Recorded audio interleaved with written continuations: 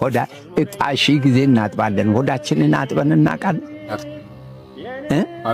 ታዲያ የእግዚአብሔር ታሪክ እቺ ብቻ አትበቃም?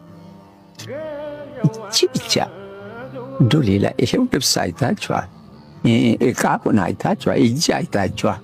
አሁን ትታጠባላችሁ። አሁን ግን ሆዳችን ይሄ ሄዶ በልተናል። አሁን ይበልተናል፣ አሁንም እንበላለን። ግን አጥበነው እናውቃለን? እቺ ብቻ አትበቃም? የጌታ ምስጋና ጥበቡን ለማወቅ ሌላ ያስፈልጋል? ሌላ ምርምር ያስፈልጋል? ይምትን እኔ ምኑን ልናገር? ምን ልበል? እንዴትስ ይባል? አዎ እንግዲህ ፍረዱት። ይህንን ጉዳይ እናንተው ልጆች ፍረዱት።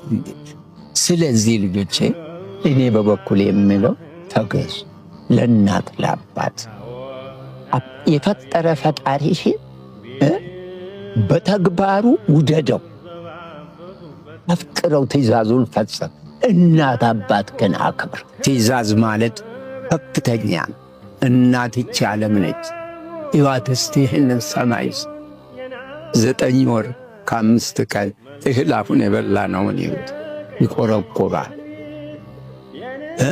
በእትብቷ አጥብታ 4 ዓመት ከ6 ወር ከክንድ ሌሊት እንዲህ ሰው ሲተኛ እሷ እንዲህ በዚህ ብላ ወገቡን አሸትሸት አርጋ ይበላዋል ብላ እንዲህ ጀርባውን አሸታ አርጋ አስተኝታ መተኛቱን ሳል ትንሽ ያለብትላለች።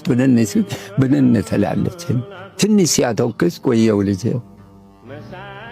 ልጄ አንድ እንትን ልንገራቸው።